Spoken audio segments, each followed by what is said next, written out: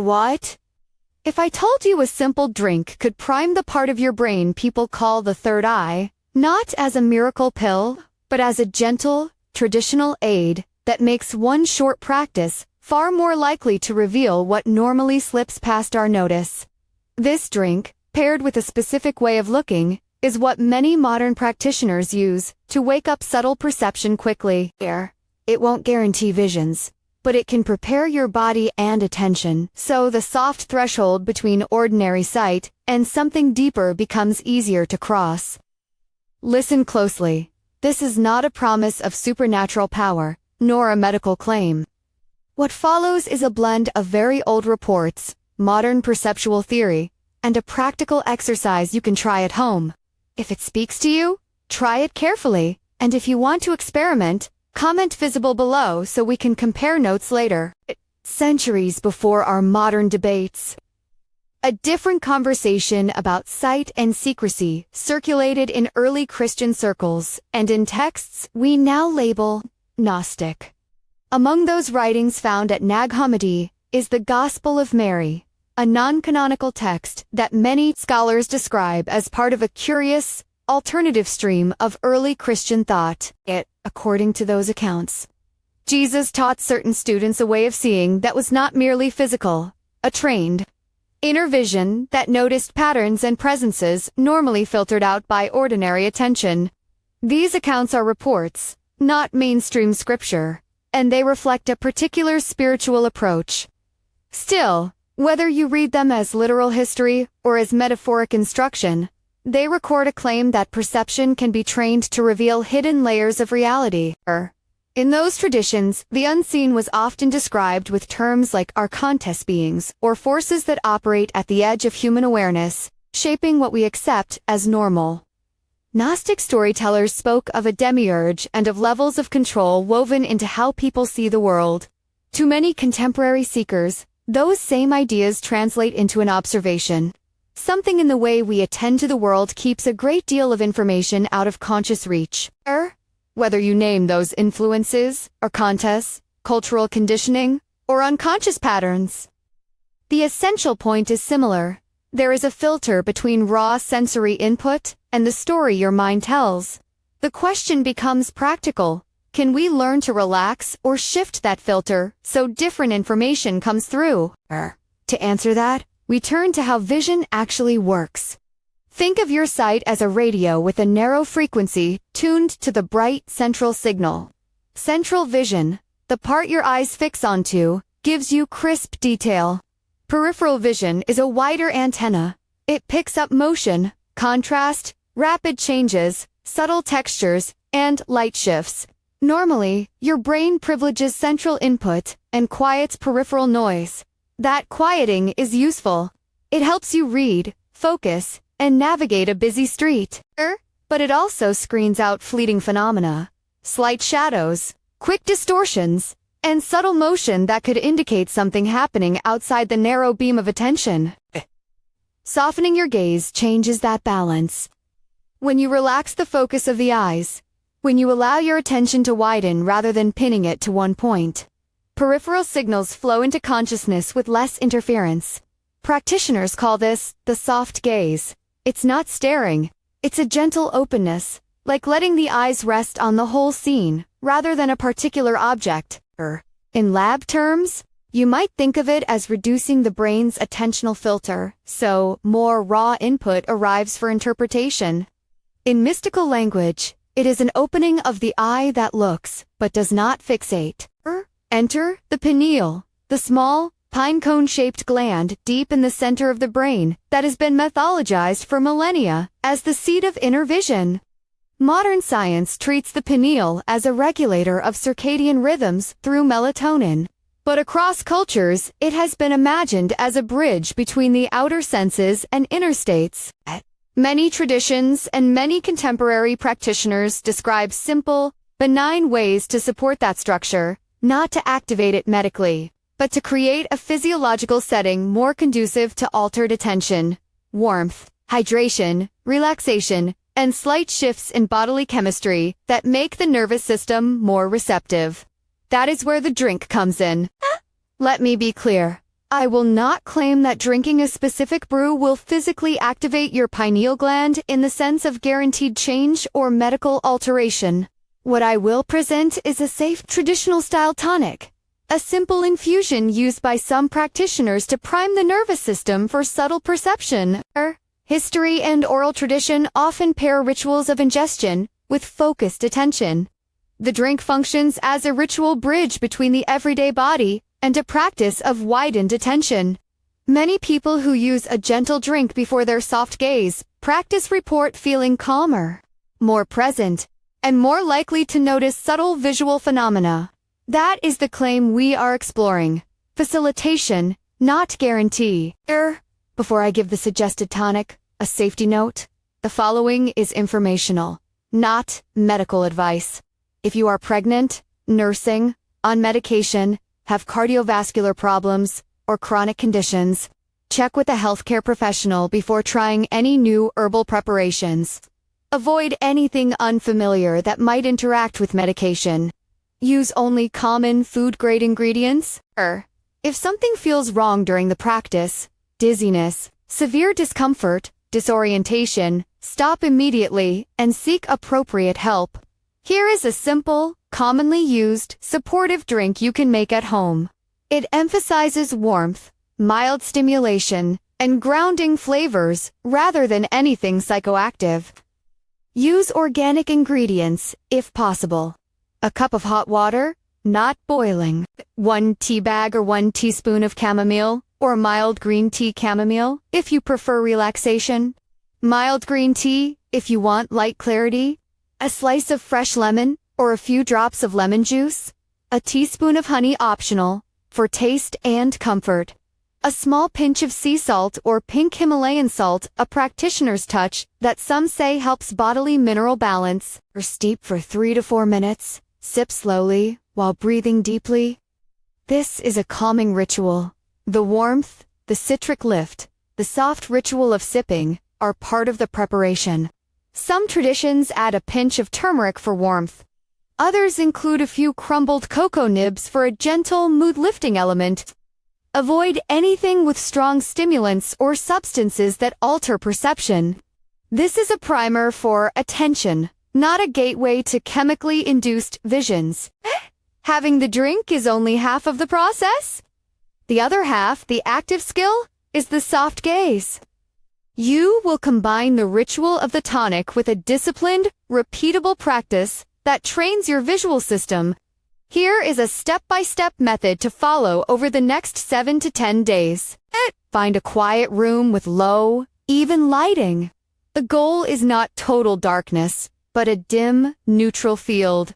A wall painted a soft color, a muted curtain, or the gentle glow of evening sky. Avoid sharp contrasts, screens, or flickering lights. Sit comfortably with your back supported and feet grounded. Hold the cup with both hands for a minute, breathe slowly, and allow your jaw and shoulders to loosen. Take 3 slow breaths and bring the focus to the space in front of you without fixing on any one point. Let your eyes soften. Imagine your visual field as a shallow bowl. Instead of looking at the center of the bowl, let your gaze rest on the entire surface. Do not allow the eyes to dart. Keep them steady, but open, relaxed. This is not meditation in the sense of blankness. It is a receptive, watching awareness. Set a gentle timer for 10 minutes. For the first 3 minutes, simply maintain the softened gaze and notice peripheral sensations. The edges of light, tiny shifts, the experience of air on your face, the subtle hum of the room. Allow your mind to name nothing. If thoughts arise, let them float by like clouds, returning to the feeling of wide attention. Between minutes 3 and 6, begin to notice slight patterns in the dim field. A shadow that seems to curl, a ripple, a thin thread of smoke-like motion. Many beginners find these signs subtle, a flicker, a glint, the sense that the room is not uniformly still. Do not fixate. If something appears, let it be a piece of data, nothing more. Observe without reacting. From minutes 6 to 10, keep the gentleness. If a form or shape resolves into something that feels agent-like, a movement with intention, a sense of retreat, note the physical sensations in your body, a quickness in the breath, a tightening in the chest, or a serene clarity. Some report mild hormonal shifts, blurring, or warmth behind the brow. Others feel nothing at all. All are normal. The practice is training your attention, and attention alone can change what reaches awareness. Repeat this session once daily for 7 to 10 days. 10 minutes is the minimum effective dose most practitioners suggest. The rhythm matters more than duration. Consistency trains the attentional filter to loosen. And many people begin to notice small signs by day 3 or 4, and more distinct experiences after a week. What should you expect, if anything? Reports vary, but there are common threads among those who have practiced this kind of perception. Many describe early signs as texture changes in the periphery, a smoky veil, static like heat shimmer, or quick, darting shadows. Some describe geometric ripples of light, or a sense that space itself wrinkles and then smooths out. A smaller group reports more vivid, figure-like presences that move with intention, sometimes withdrawing, sometimes circling, sometimes simply observing. In the vocabulary of gnosis, these are the archontas, shadow forms that lose power when acknowledged by clear sight. Importantly, many practitioners emphasize what happens when the presence is seen: a startled withdrawal, a collapse of the impression into ordinary shadow, or a sudden absence. Visibility seems to disrupt the influence. That is a key claim of the tradition. Seeing undermines subtle forms of control. Whether you interpret those forms as spiritual beings, psychological constructs, or collective habit, the practical upshot is similar. Bringing attention to something diminishes its capacity to operate unnoticed. If you do perceive something that feels agent-like, there are measured ways to respond. First, remain calm. Panic amplifies your own sympathetic nervous system and can distort the experience. Breathe slowly and ground yourself. Feel your feet. Press them gently into the floor. And remember the ordinary details of the room, the texture of the chair, the taste of your drink. Observe the form without judgment. Note whether it seems curious, hostile, indifferent, or panicked. Many report that forms that were previously confident in their elusiveness will retreat when looked at with steady, unafraid attention. You can use a short, simple boundary phrase. If you feel overwhelmed, something clear, neutral, and personal. This space is my sight. I see you, but you cannot control me. Or another phrase that feels natural. The words are symbolic. Their power comes from the shift in your posture and attention. After saying the phrase, return your gaze to softness and continue observing for a few breaths. Do not attempt physical aggression, rituals of exorcism, or dramatic conjurations. The aim is to assert calm, clarity, and the primacy of your perception. A few practical cautions. Do not use the practice as an excuse to withdraw from ordinary responsibilities. Do not perform the exercise in unsafe locations, or when you must remain alert to real-world hazards driving, operating machinery. If you have a history of psychosis, severe dissociation, or are under psychiatric care, discuss this kind of perceptual practice with your clinician before attempting it. These techniques alter attentional balance and can feel destabilizing for some people. Respect your limits and stop if you feel unsafe. A common question: why pair a drink with this practice at all? The answer is partly ritual and partly physiological. Ritual trains the nervous system to recognize the start of a practice. The warm sip, the citrus, the steady breath. These are cues that reduce stress hormones and increase parasympathetic tone. Mild warmth and hydration can change tiny aspects of sensory processing. For a system on the edge of noticing subtle peripheral signals, even these small shifts matter. Think of the drink as a key that gently unlocks a door that practice then opens further. The tonic does not do the work alone. It primes the conditions for attention to move. Another way to understand the dynamic is to imagine your attention as a lens. The drink cleans the lens, and the exercise focuses your muscles to open that lens wider. Over time, with daily repetition, the muscles that maintain a narrow focus relax more easily, and more peripheral content finds its way to consciousness. This does not make you immune to error. Our brains will still interpret ambiguous stimuli, and cultural conditioning will color interpretation. The practice simply increases the raw data available for reflection and invites a different kind of honest witnessing. There is also an ethical dimension in these teachings. The Gnostic line I described frames seeing as liberation. Knowledge breaks domination. If an influence relies on invisibility, whether psychological, social, or metaphysical, then visibility reduces its leverage. For many modern seekers, the moral is practical. Better perception equals more autonomy. But that autonomy requires discernment. Not everything that appears in a widened field is a truth to be broadcast without reflection. Be humble with your reports. Record them privately at first. Over time, patterns will emerge. Do you consistently perceive similar textures, forms, or reactions? Are your experiences linked to stress, sleep loss, or particular moods? Keeping a short log will help you distinguish transient imaginations from stable phenomena worthy of deeper attention. Let me give you a short protocol to follow for the next week, step by step. 1. Each evening choose a 30-minute window when you are not rushed. 2. Prepare the drink described earlier. Sip 1 cup slowly, engaging breath and body. 3. Sit in a dim, neutral room and perform the soft gaze exercise for 10 minutes. 4. After the session, write 3 notes in a journal. 1 sentence about your bodily state, 1 sentence about anything noticed visually, and 1 sentence on your emotional reaction. 5. Repeat daily for 7 to 10 days. If nothing striking occurs, continue the same routine for another week. The slow accumulation is often where change emerges. Across many accounts, the first noteworthy shifts are subtle and benign. A new capacity for noticing movement in peripheral fields. A change in dream vividness. A sensation of clarity behind the brow. Some people report nothing at all. That is okay. The purpose of the practice is to train attention.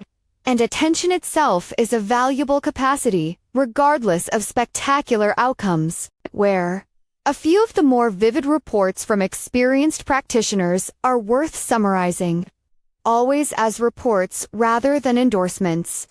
One practitioner described a smoky, column-like distortion that backed away when focused upon, leaving the room inexplicably brighter.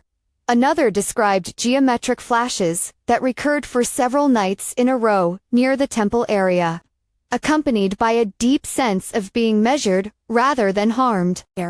Yet another reported that entities that once felt quietly oppressive retreated after a week of steady soft gaze work. Afterward, the person described greater ease in decision-making and a loss of nagging doubt. These are personal accounts, instructive, evocative, but not universal. There's a temptation to interpret these experiences grandly, to claim a cosmic conspiracy, a suppressed teaching, or an ancient hand at work. History does show that some teachings were preserved in alternative lineages. It also shows that stories mutate and mean different things in new contexts. So, when modern practitioners say Jesus taught this to the chosen few, understand the phrase as a way to anchor a practice in a long lineage of contemplative techniques. The Gospel of Mary and other Nag Hammadi texts give us a window into an interpretive world where inner sight mattered. Whether one reads those texts as literal instruction, symbolic guidance, or cultural artifacts, they remind us that the question of how to see has long been a spiritual concern. If you try this experiment, keep a posture of curiosity rather than urgency. Many seekers come to perception work hungry for proof, a dramatic sight, undeniable evidence. Often the deepest changes are quieter, the steady reclaiming of attention, a reduction in the automaticness of belief, the capacity to notice when you are being steered by fear or habit. Seeing in Arcanti, if you ever interpret an experience that way, may be less important than the fact that you saw at all and chose how to respond. A final note about sharing. If you do experience something unusual, take time to integrate before making public claims. Many people are not prepared for reports of subtle perception and may react with ridicule or fear. That reaction says more about their thresholds than your experience. Still, prudence is wise. Share with a trusted friend, a small community of practitioners, or in a journal entry. And if your experiences feel destabilizing, seek the counsel of a clinician or a seasoned contemplative teacher. Too close, the drink is a door opener. The soft gaze is the skill that walks you through. Together they form a modest, disciplined experiment in perception. This is not a shortcut to guaranteed revelation, nor a medical intervention. It is a method for training attention, structured by ritual and repetition, and rooted in a lineage of teachings that regard sight as a source of freedom. Or if you felt drawn to try this, remember the safety guidelines. Use only common food-grade ingredients. Check with a healthcare professional if you have health concerns. Stop if you feel unsafe. And keep a humble curiosity about what you notice. If you want to try this experiment, comment visible below so we can compare notes and gather responsible reports. May your attention become clearer. May the veil, whatever shape it takes, become less obstructive to your daily choices.